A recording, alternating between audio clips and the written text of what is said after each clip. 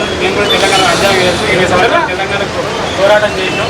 మా జాతీయ నాయకులు ఉద్యమాలకు నాంది పలికిన మధ్యదేశ తొలిదేశ నాయకులు ఇలాంటి వాళ్ళను గత ప్రభుత్వానికి కూడా ట్యాంక్ బండ్ మీద విగ్రహాన్ని ఏర్పాటు చేయమని చెప్పి ఎన్నోసార్లు వినతిపత్రం ఇవ్వడం జరిగింది.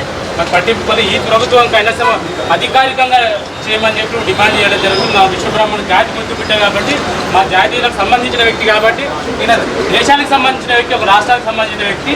మీ ద్వారా మమ్మల్ని గుర్తిస్తూ కనీసం గాంధీ పార్క్లో కానీ, నిరమిట్ ఎక్స్పోర్ట్లో కానీ జయశంకర్ విగ్రహాన్ని ఏర్పాటు చేయమని చెప్పి మరి మిమ్మల్ని కోరుతున్నాం. చెప్తా మా జాతీయులు మొత్తం మీకు రుణపడి ఉంటామన్నా. ఈ ఒక్క అవకాశం మాకు కల్పించి విగ్రహాన్ని ఏర్పాటు చేయండి.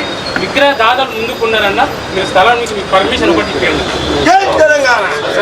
ఇవాళ అల్వాల్ సర్కిల్లో ఇవాళ పెద్ద ఎత్తున జయశంకర్ గారి వర్ధంతి చేసుకోవడం జరిగింది.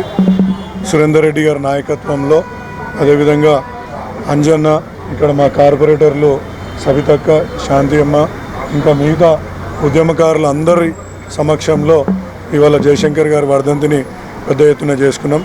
ఇలా మలిదశ తొలిదశ ఉద్యమంలో కీలక పాత్ర పోషించి ప్రతి ఒక్కరికి స్ఫూర్తి నింపి తెలంగాణ రావడం మూలాన ఏమవుతుంది, తెలంగాణ వస్తే ఏ రకంగా తెలంగాణ ప్రజలు బాగుపడతారు అనేది ప్రతి ఒక్కరికి తెలియజేసుకుంటూ తెలంగాణ రావడంలో కీలక పాత్ర పోషించి ప్రతి ఒక్క నాయకుడిని ఉత్తేజపరుస్తూ ముందుకు తీసుకెళ్ళిన ఒక గొప్ప నాయకుడు మన జయశంకర్ గారు.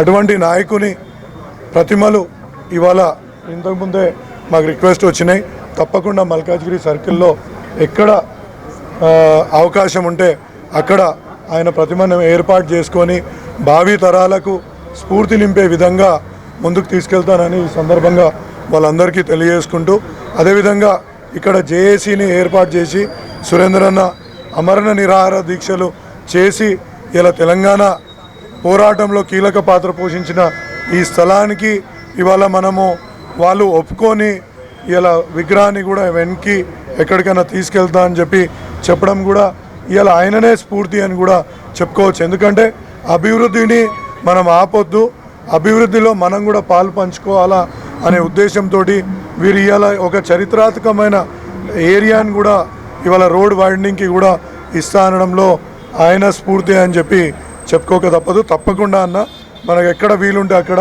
ఆ విగ్రహాన్ని తరలించుకొని మనం, ఎందుకంటే అభివృద్ధిని ఆపుకోవద్దు అనే ఏదైతే స్ఫూర్తి ఉందో, తెలంగాణ అభివృద్ధిని ఆపుకోవద్దు అని ఆ స్ఫూర్తిని ముందుకు తీసుకెళ్తూ ఆయన విగ్రహాన్ని ఇంకొక ఎక్కడ మంచి ఏరియా చూసుకొని విగ్రహాన్ని ప్రతిష్ఠించుకొని ఆయనకు నివాళులు అర్పించుకుంటామని తెలియజేసుకుంటూ ఇక్కడికి వచ్చిన ప్రతి ఒక్కరికి మరొక్కసారి ధన్యవాదాలు తెలియజేసుకుంటాం.